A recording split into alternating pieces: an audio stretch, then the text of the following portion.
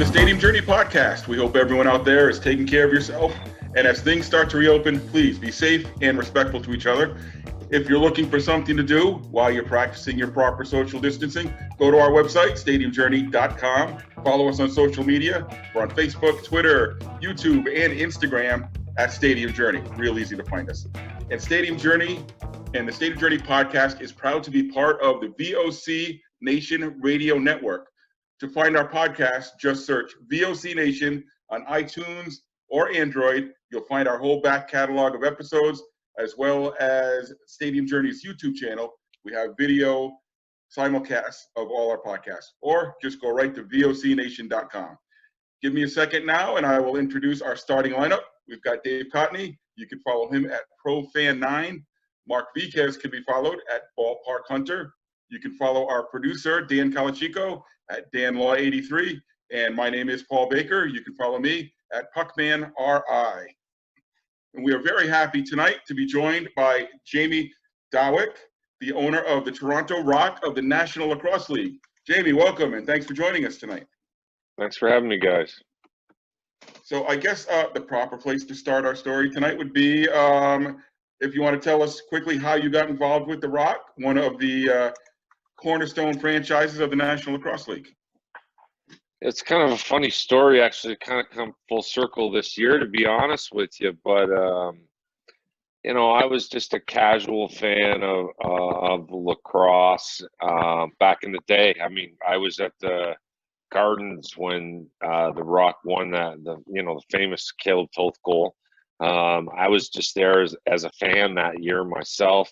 A buddy had season's tickets and took me with him. So I was a casual lacrosse fan. My kids started getting into it at a young age. I say the whole thing kind of come from full circle. I knew Dan Dawson, outside of lacrosse, and so I knew he played in the league. He approached me one day and said he heard that the Toronto Rock was looking for a new owner, and that he knew I had some interest in that, and kind of suggested to talk to these people. And here I am 10 years later. Funny enough, he just joined our team this year, so it was kind of a weird thing how it happened, but like I said, 10 years later, here we are. Beautiful. That's the dream. Start in the stands, and then all of a sudden it's your team. Yeah, that's the best part. A good friend of mine that lives out in Calgary, he was the one who had the tickets and took me to the game back at the Gardens. So now it's always kind of fun when I get to go out to Calgary with the team and he gets to join us. And, that's it. Because I do remember being there and the craziness, and so it is neat. A big fan of the team, really, to start. So, and nice. For our listeners who are not as entrenched in lacrosse, the goal that Jamie was talking about, the Caleb Toth goal, was the championship goal in the Champions Cup in 2000, I believe, and it ended up being the last goal ever scored at Maple Leaf Gardens. Yeah, I think it was the last event that was ever at the Gardens. The Leafs had already were playing in the Air Canada Center, and it was a pretty historic moment for this city, anyways. Yeah, until Ryerson took over the Gardens and started holding their own events there. But it was pretty huge as far as the lacrosse goes. So Jamie, you bought the team in 2009. Is that correct? Correct. Yes. And they had won. The team actually moved from Hamilton in 99 was their first season. Right. And I believe they had won 4 Champions Cups before you purchased them. Is that right? Five. They won 5 in 7 years. Right. Starting in 99, and I believe they went to the final 6 of those 7 years. Right. They lost one in there. They lost one to Philadelphia. I was at that one. Right. There you go. So, a very different league back then than it is now. Not to take away anything of what they did, because it was unbelievable. But the makeup of the league back then, really before the Toronto Rock came in, was mostly American players playing in the American cities, and then when Toronto came in, they went with the all Ontario and a couple BC kind of, and clearly seemed to catch everyone off guard for a few years there. Right. You had all these guys growing up playing the game versus guys that were just learning the game, grew up playing the field game. So from a competitive standpoint, I think it was pretty clear right away that they had quite the advantage. And, of course, you've seen the landscape change. I believe 65% of the league currently, if my math is correct, comes from Ontario. So, that speaks for itself as far as I'm concerned. And I remember when the Rocket came in, and I know you were kind of on the outside at this point, but I viewed it as probably one of the best sports marketing jobs that was ever done. They were owned essentially by a group led by Bill Waters, who at the time was the assistant general manager for the Leafs. And then he had a couple other high-profile Toronto guys with him. Paul Beeston was part of that group. Ty Domi was part of the group. And I remember how I found out about it is they would get Bill Waters to go on the local radio station, on the sports radio station, The Fan. And of course, everybody in Toronto would want to talk about the Leafs, and they want to hear what Bill Waters would have to say about the Leafs. And then he would just sort of slide in this idea about this lacrosse team that was coming, and talk about the Toronto Rock. And then from there, choosing the Rock as a name was, to me, ingenious, because there are about 8 billion songs that have the word rock in it. Yeah. If somebody asks me what's the goal song for the Rock, I couldn't tell them, because there's about 8. Yeah, I agree with you. I love it. I go to other arenas and we score a goal and they play the song. I'm like, they're playing our song. Yeah, They don't even yeah, get absolutely. it, because we do. We got a bunch we go to, so it worked. I don't know if that was their thinking when they did it, but it does work out well for a lot of different different things you can do with it. That's for sure. And then there were some other key moments that they brought in Joe Bowen, who was the voice of the Leafs, to do the TV games. They got on television, which was another thing. Joe Bowen's partner was Brian Shanahan, who most people didn't know, but they knew his brother, because his brother was Brendan Shanahan. And the way they treated it was educational for a lot of people like me, because I had no knowledge of lacrosse. Oh yeah, it's that game with the stick and the net and the ball and you throw it. Right? That was about all I knew. And they really educated the people in the area. Now, when you got it, I saw it as a real low point for the team. They had done a lot of things. They were probably their worst on the field that they had ever been. They had traded away some really key guys. And I think one of the early things that you you live in Kitchener, right? Yeah. I know what you're referring to. Yeah. But bringing back some of those key guys was one of the first things that happened under your leadership. So how important was it to sort of bring some of those guys back? Well, it was huge. I mean, and Colin specifically, one of the things, and I'd seen it because I was a fan. I live just outside of Toronto. I see what's going on in the sports market, and yeah, the Rocket kind of, the fans were spoiled. It was, they were winning championships. They were closing down the gardens. Then, in the early days, it was also a way to get to the Air Canada Centre, because Leaf tickets are so hard to come by. So that kind of brought people down there to see the Rock. So they were really spoiled in the beginning, you know, with the new arenas and all the championships and the this and the that.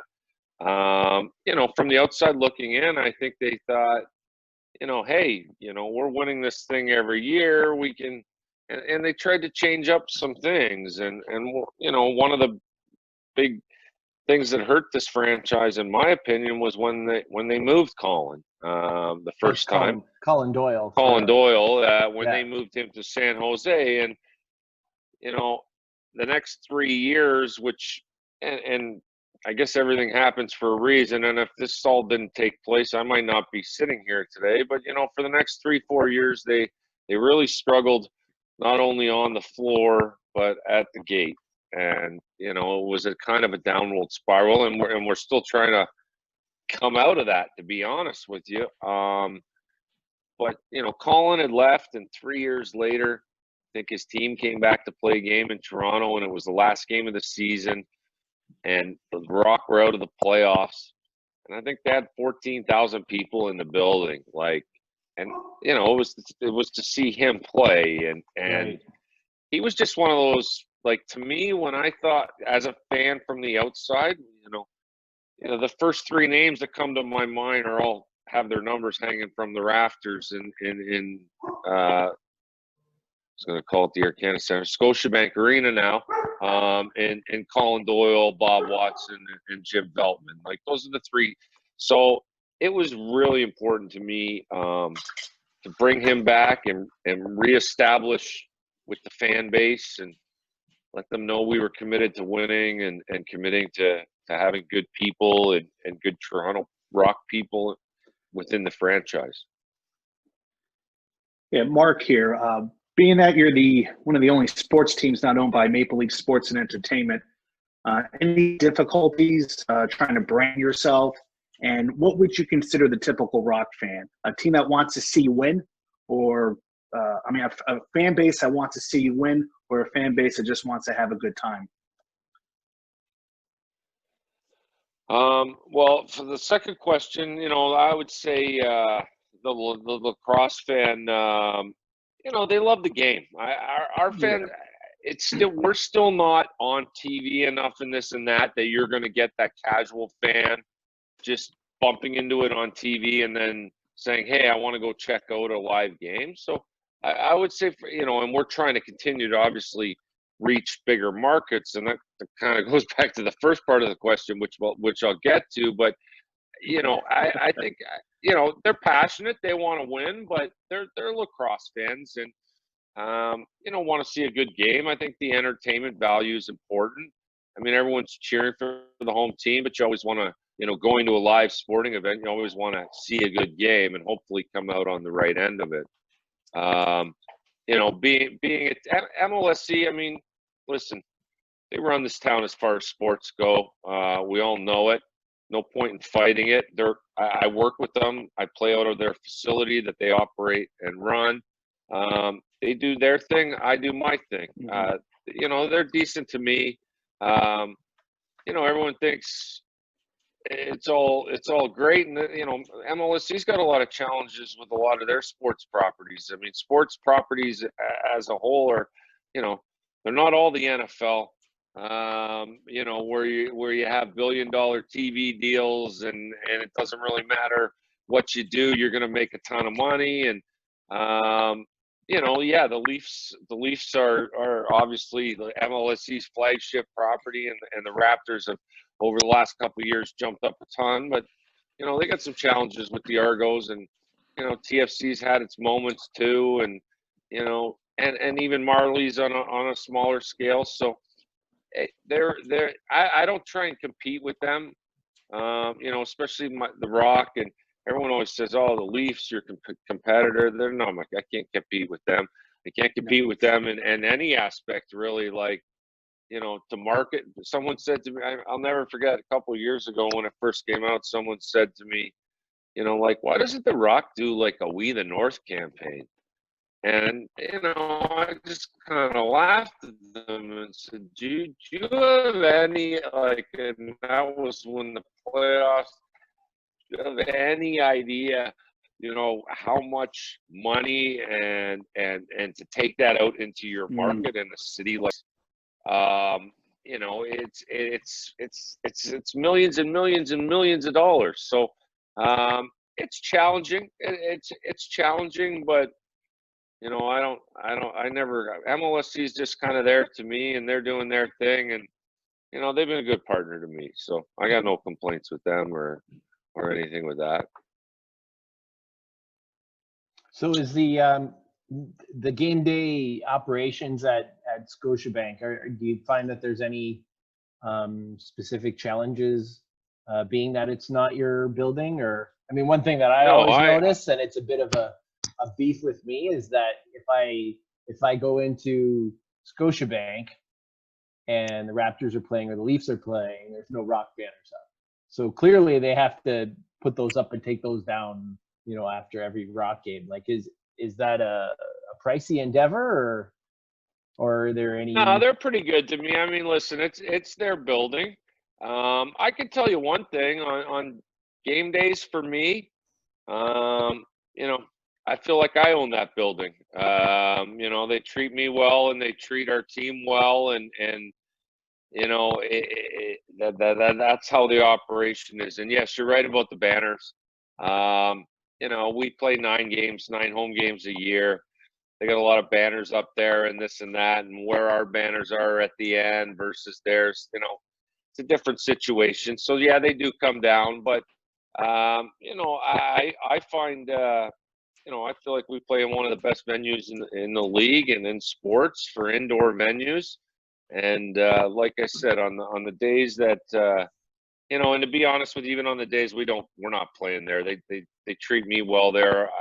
I do have a suite there for the Leafs and the Raptors, so I'm there a fair amount. I see the people regular, like not the big wigs, but the regular people, the ushers, the ticket people, the people I bumped into all the time, and they're good people, and they run a good thing there.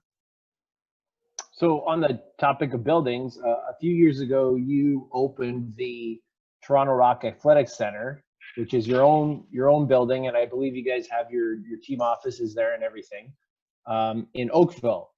So how big was opening that facility to not only the team, but to grassroots lacrosse in the area? Huge. I mean, the reality is, Canada, this is hockey country. So come September, every arena possible in this area is ice goes down, and it doesn't come out till March or April. So there really isn't anything around here like that. There is one facility on the Six Nations Reserve here that Kurt Steyer's the Halifax owner owns.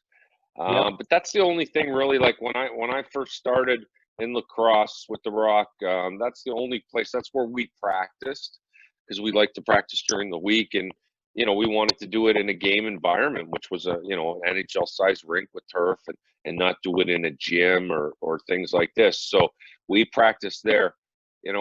Obviously it's the Rock's really the lucky partner in the whole array. It's more about the game of lacrosse and growing the game of lacrosse and giving lacrosse a facility year round where kids can go in, and obviously that's evolved with our programming and our leagues and everything that we run. But these kids that love the game of box lacrosse, or field for that matter, but love the game of lacrosse, can play that game now year round, which they, even 10 years ago, that wasn't happening, basically.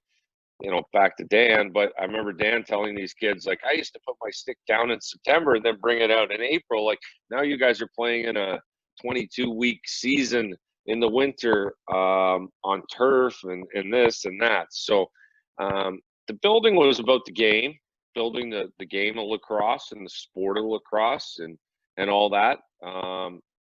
Obviously, yeah, Toronto, the Rock benefits from it. That's where our offices are. That's where, our locker room is, where we practice, exhibition. We basically do everything there but play our regular season home games. So, it's hard to believe we're approaching 10 years there, because we're getting there soon. But it's been great. It's been great for the game, and I love it. It's one of my homes. So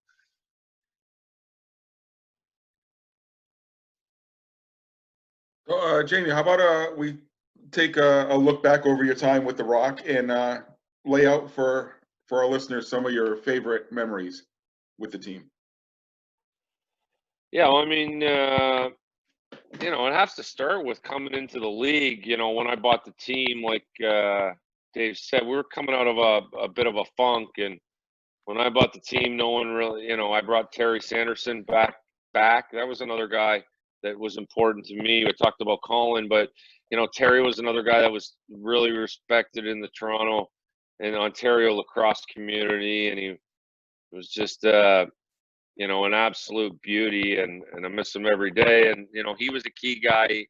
He was real key in this whole process.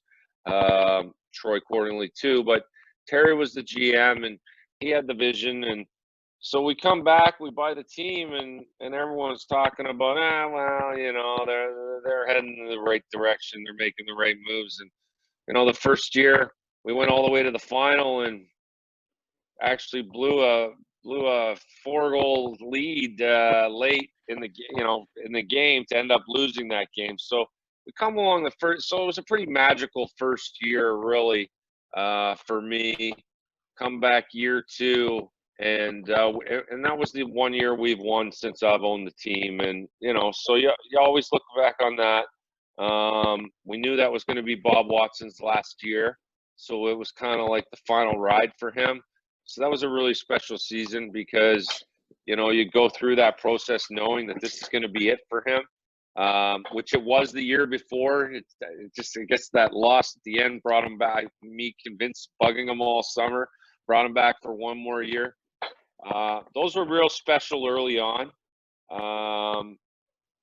Another thing that really stuck out for me was, after Terry, I mentioned Terry, but after, Terry passed right before the season, the one year, I believe, and really made for a real special year for our team, just because it was really tough on us. We were such a really tight-knit group, and it seemed like everything we did that next year, which we ended up going to the finals and losing to Edmonton.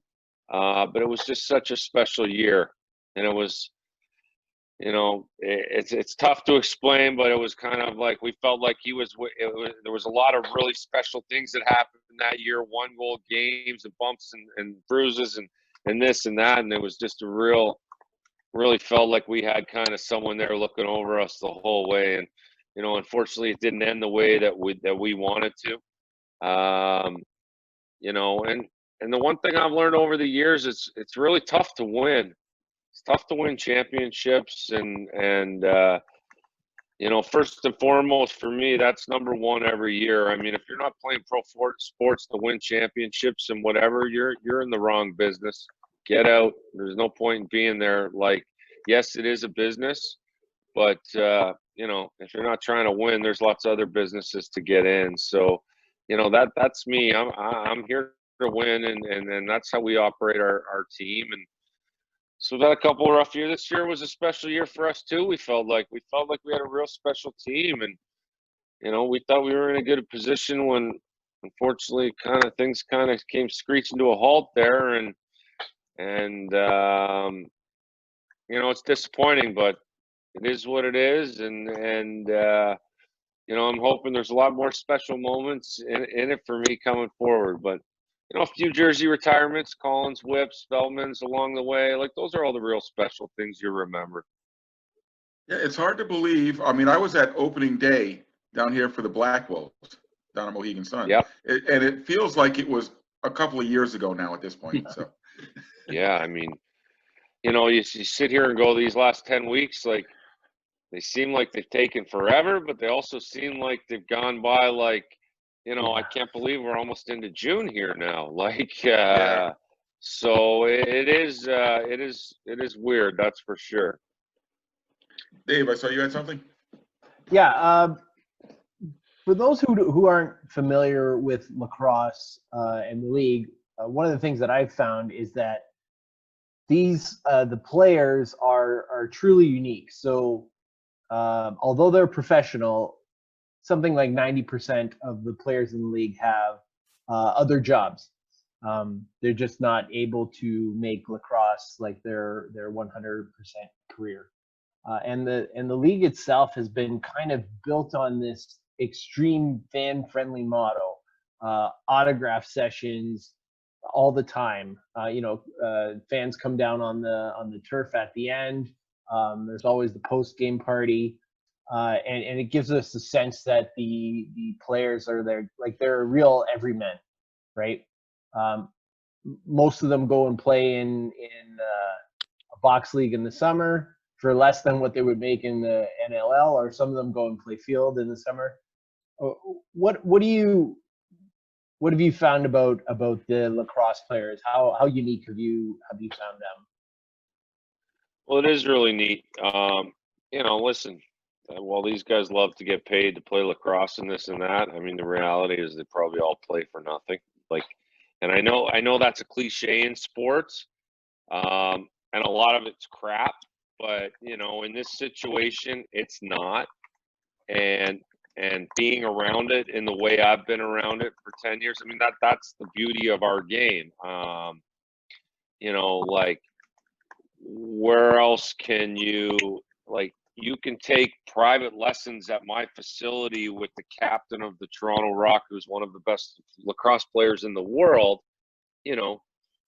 at a reasonable price. And it's the accessibility, and it's because these guys are regular guys. It's because they don't make a living off playing lacrosse, and it's because they got to get up and go to work in the morning just like you and I and every other guy. And they just appreciate, honestly, they just appreciate the love. I think that, hey, kids are looking up to me and they want my autograph, because I'm a lacrosse player. So they're just very level-headed guys. I mean, I got guys from all walks of life on my team. What the guys do, from teachers to firefighters to police officers to had a nurse on our team. All sorts of stuff. I mean, but they are everyday people. That are not living that life where they're making millions and millions of dollars. And I don't want to say not living in a reality world, but for a professional athlete, my hat off to them. I think it's a challenge, to be a professional athlete, take care of your body, expected to play at the highest level, but then also get up in the morning to go to work. If I whatever it might be and whatever you might do, work outside all day. We got hydro guys, it's just, so these guys are special athletes. Mark, you had a question? Yeah, I guess I had a question, being that you're an owner of a franchise. Indoor lacrosse, I grew up going to New York Saints games and Philadelphia Wings games as a kid in the early 90s, when it was like the original 6, original 7.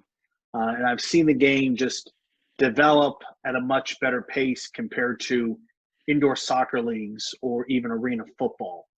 What do you think has been the secret for this league to sustain this markability for over 30 years?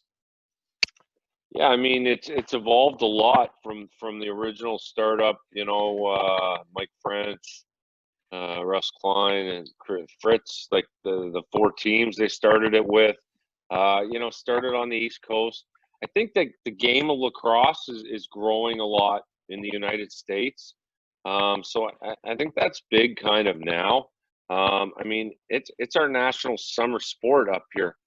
So I know everyone says hockey, hockey, hockey, but the reality is, it is our national summer sport. So lacrosse in Canada, is pretty common.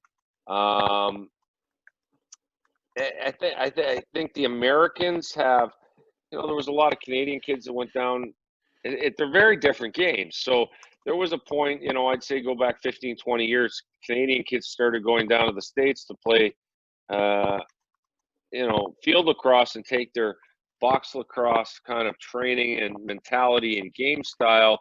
It transferred over very well to the field game, you know, just because you're used to playing the game in much tighter, more physical areas, confinement, and it seemed to suit well. So there was a lot of crossover that. And then I think so the flip side of that is, you know, then all of a sudden the Americans are starting to get more interested in the box game. And, you know, you have guys like, you know, I looked at Tom Schreiber, who, you know, 3-4 years ago, we were in a position where we had a couple players retire, a couple players were injured, and we were in a bad spot as far as needing players. And so we kind of looked outside the box, trying to see what we could do. And, you know, we stumble into Tom Schreiber, who's one of the best field lacrosse, you know, lacrosse players in the world.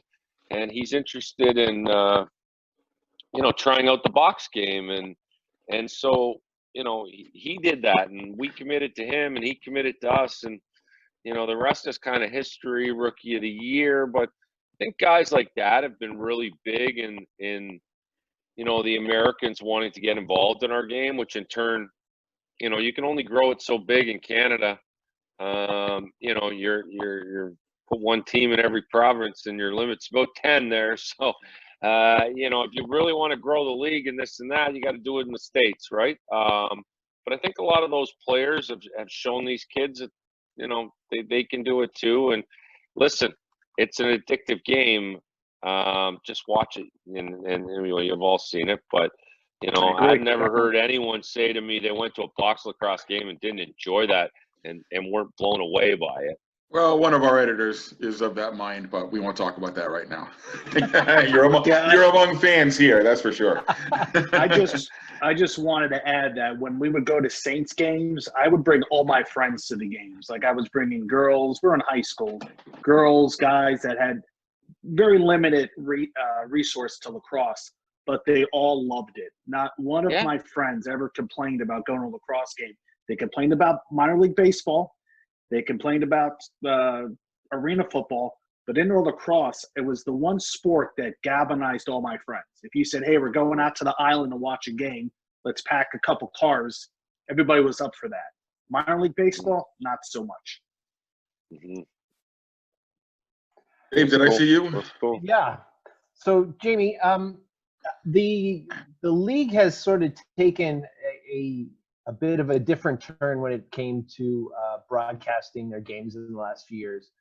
They've gone to a pretty significant and I would say pretty strong online streaming model, to the point where it's not just streaming the in arena camera that you would get, which arena football had done that before. They have commentators, they have, you know, studio shows. It's as much of a full TV experience without being on TV as I think I've seen. How has that impacted the Rock and the popularity of the league?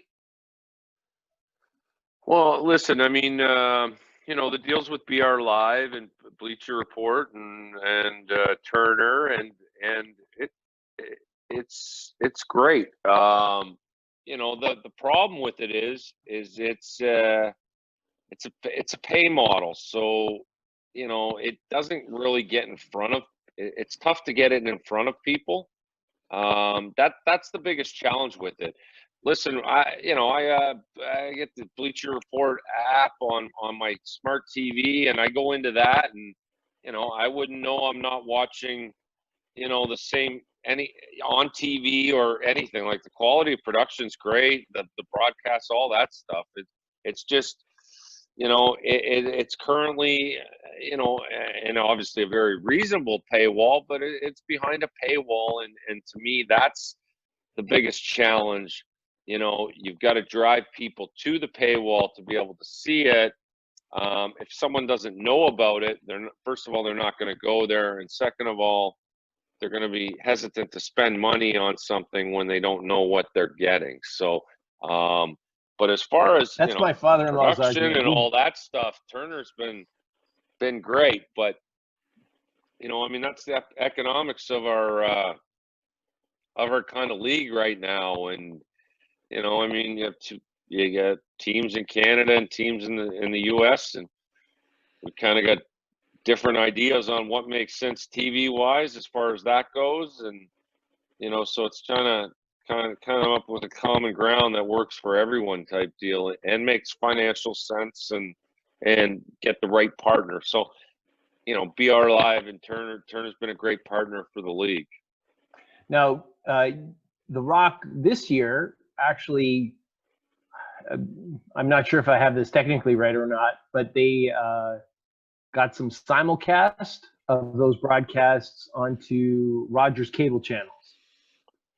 Yeah, so because we were able to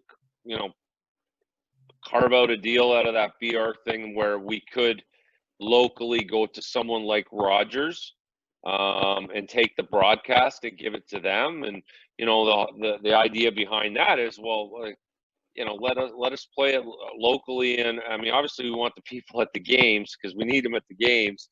But for the people that can't go or the people that will stumble across it while they're flipping around on the channels. So yeah, this was the first year we've done that where we were on Rogers. It's tough to evaluate because of the way that the season ended up just over the halfway point and this and that. But I think it was a good thing and a good partnership with them. So those were our home games and that was for. Sorry, I'm just gonna turn the light on here, guys. That was for I thought that helped out. I think it'll help out to grow the fan base, which is what we're always trying to do.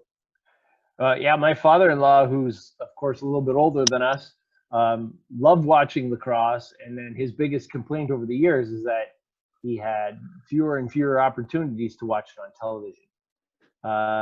Yeah, it's tough, man. I mean, you hear from people, they want to watch it, but people don't understand the financial. Right. They don't understand. Like I laugh all the time. You see it on Twitter. All people tweeting TSL. You're showing poker on 4 channels. Why don't you show The Rock? Well, people just don't have any idea what the cost to do something like that is. To produce a game like that, and I mean, that's the one thing I've learned because I've done TV stuff. When I bought the team, we spent the first 5 years, I think, close to 5 years, showing games on TSN, and we were kind of growing our package there. And my whole thing was like, when they started, they were on TV a bit.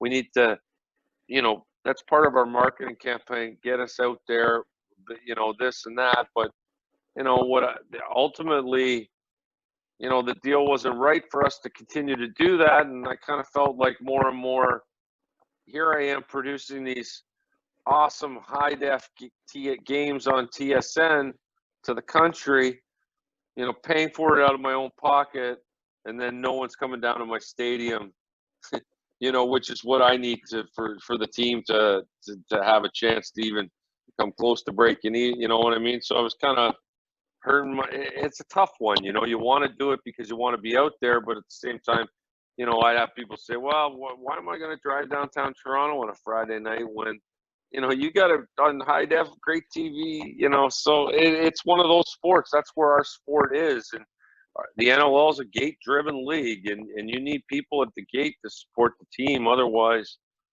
I think they call that a hobby, an expensive one too. Yeah. So I guess while we're kind of on the business side of things, with the league having to shut down like midway through the season, how is that, in your opinion, how is that going to affect the league going forward? And is there room for growth into new markets?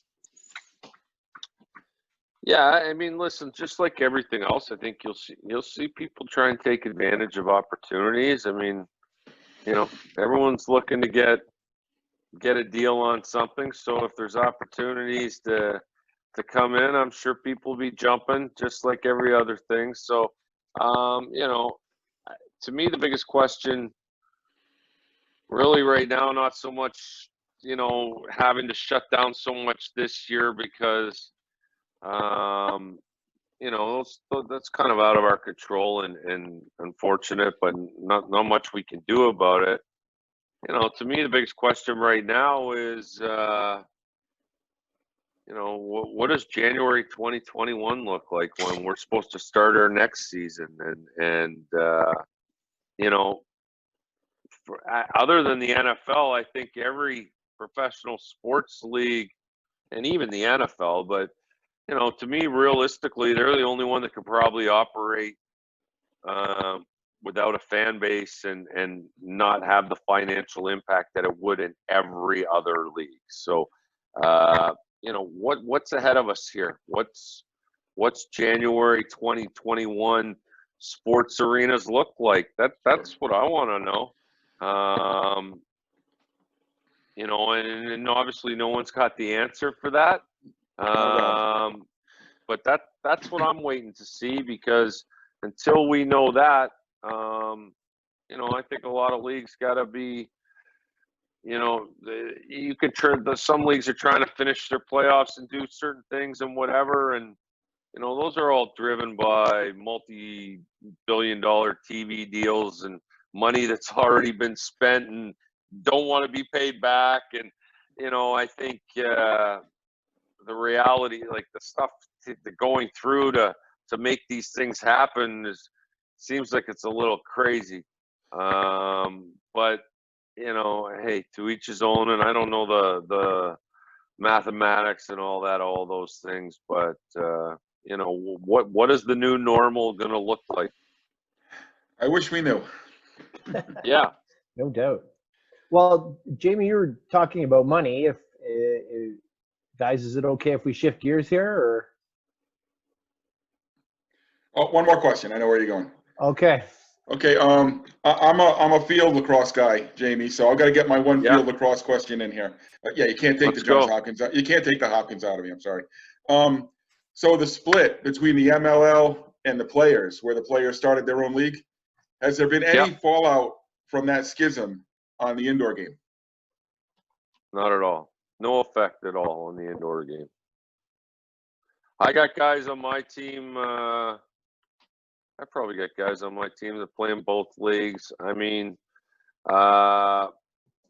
most of the guys playing in those leagues are American, to be honest with you. There are some Canadians, like Mike Challen, our captain. He still plays in the MLL for Boston. You know, it doesn't affect us in any which way with what they're doing with either of those leagues down there, to be honest with you. All right, well, that's I think it confuses people more than anything. Like the people that aren't lacrosse people, you know, for the lacrosse people, they kind of know what's going on, but for other people, you know, I think they're a little confused. Well, as a bit of a follow-up, if you go on the Rock website and you look at the roster, there's a little category there called the protected player list. And there's one name on the protected player list, Paul. It's Paul Rabel. Yes, sir. Nice. So yeah, no, who knows? You know, we traded for his rights a while back, you know, not for much, knowing that he probably would never play. You know, we made a push for it. You know, it wasn't the right time for him. Obviously, now looking back on it, it's because he had this PLL thing coming out. So he was kind of busy and had his hands full. You know, someone offered me a trade for him last year. So, you know, he could sit on that list as far as I'm concerned. I don't see Paul ever playing in our league.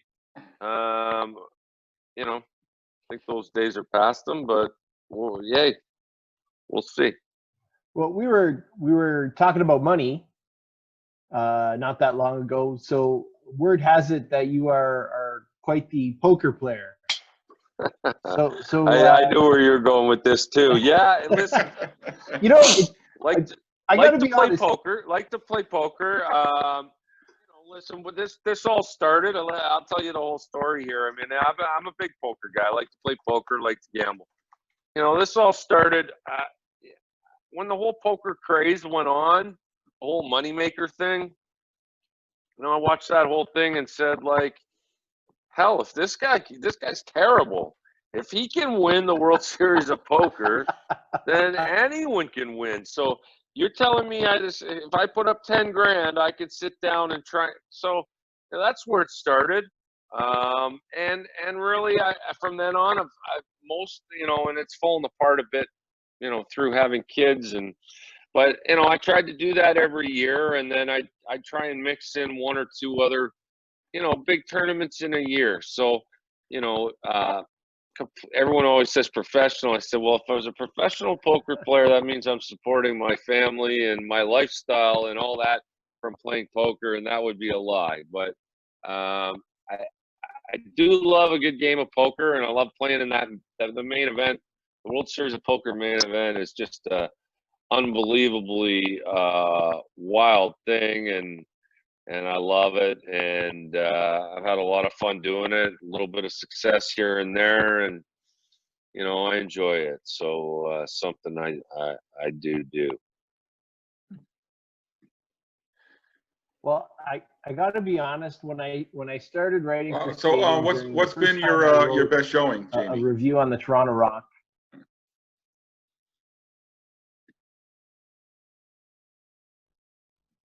Oh crap!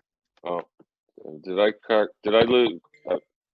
My connection again, is Paul. not great. It's telling me here. I You can still hear you, hearing me Jamie. there?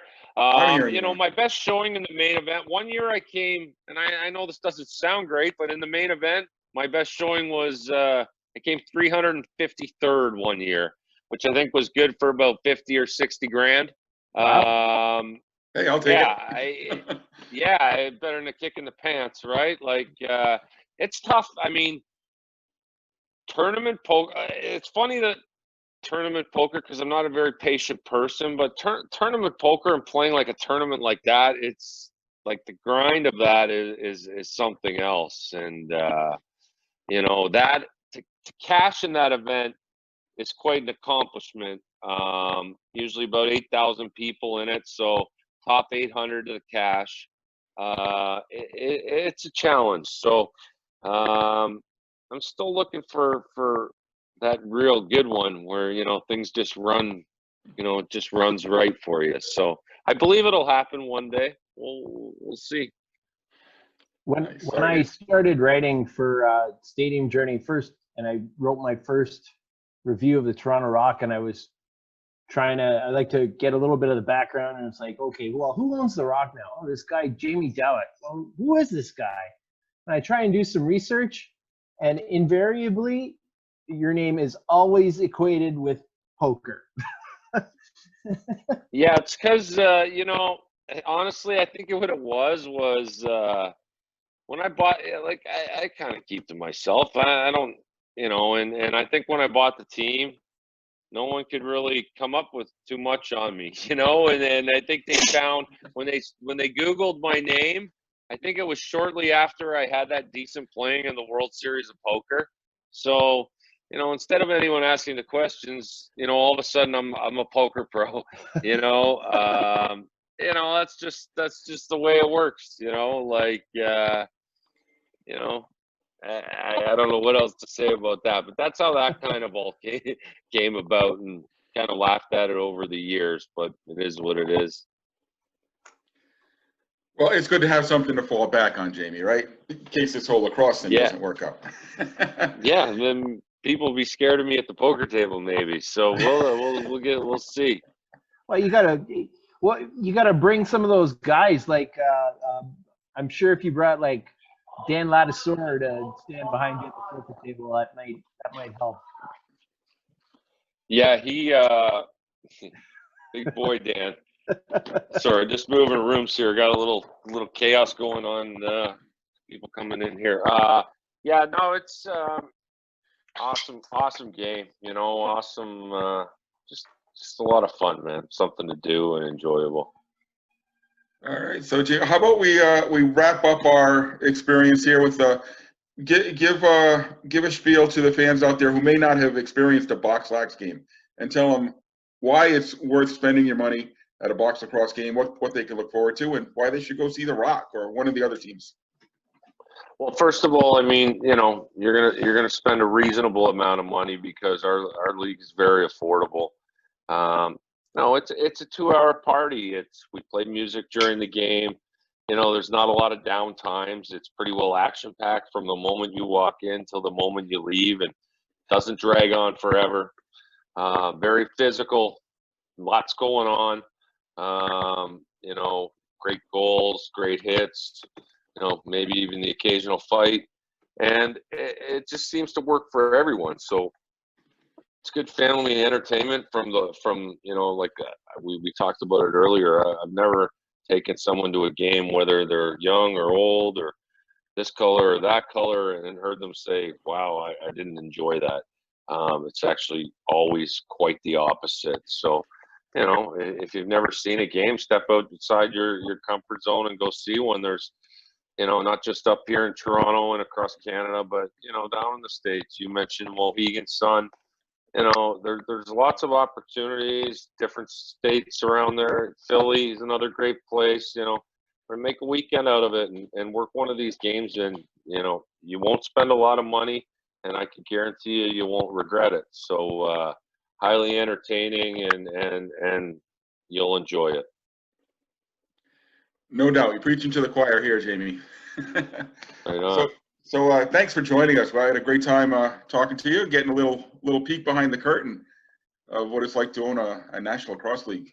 And best of luck to you. And maybe, you know, when this all gets sorted out, maybe one day we get you guys all up to a game in Toronto and you know, circle back. But I appreciate you guys having me. Keep doing what you're doing. I love it. And keep up the good work.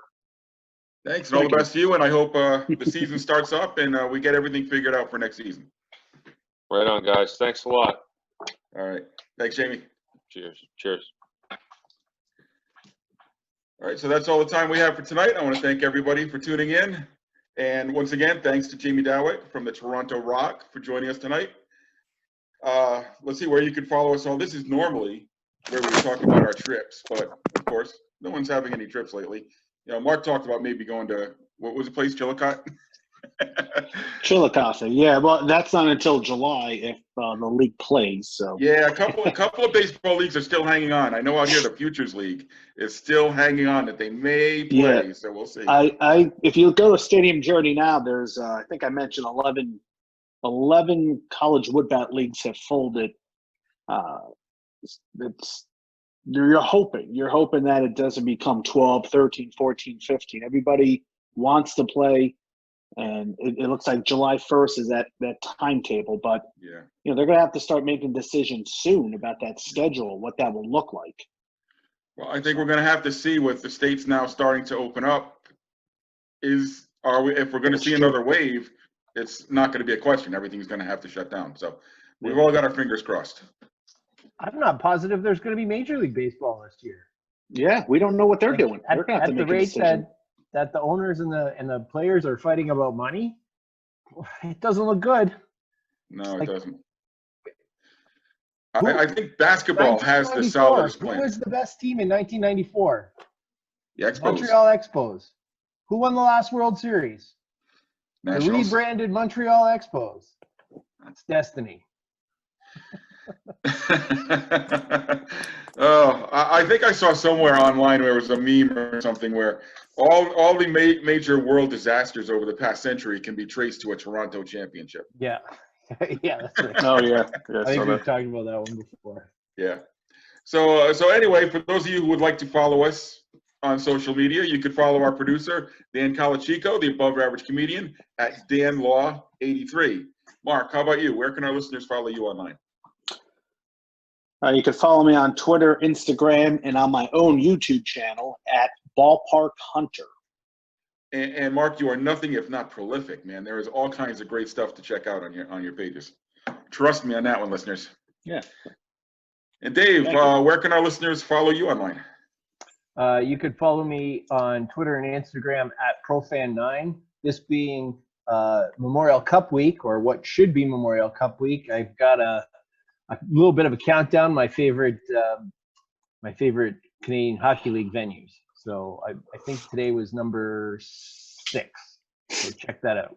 So this would have been Memorial Cup week? Yeah, this week, this coming Sunday would have been the final. Wow, it just shows you how long we've been stuck in our houses, huh? Well, not all Yep. of us. Some of us are essential. Yeah, it is. No, it is. It's no. March, the world shut down in March, and now it's like Jamie was saying, it's almost June. Yeah, this last weekend would have been the NCAA lacrosse title weekend. And for me, you could follow me on Twitter or Instagram at PuckmanRI. And until next time, check out our website, stadiumjourney.com. Follow us on Twitter or Instagram at Stadium Journey. You can find the Stadium Journey podcast at www.vocnation.com, or just search VOC Nation on iTunes or Android. We also simulcast all our episodes live on Twitch at twitch.tv/danlaw83. And the Stadium Journey podcast will return in 2 weeks on June 9th. The topic is still up in the air, so stay tuned for more information. Once again, thanks to Jamie Dawick for joining us tonight. So for Dan Colachico, Mark Viquez, and Dave Cotney, I'm Paul Baker. Until next time, everyone, take care of yourselves and take care of each other.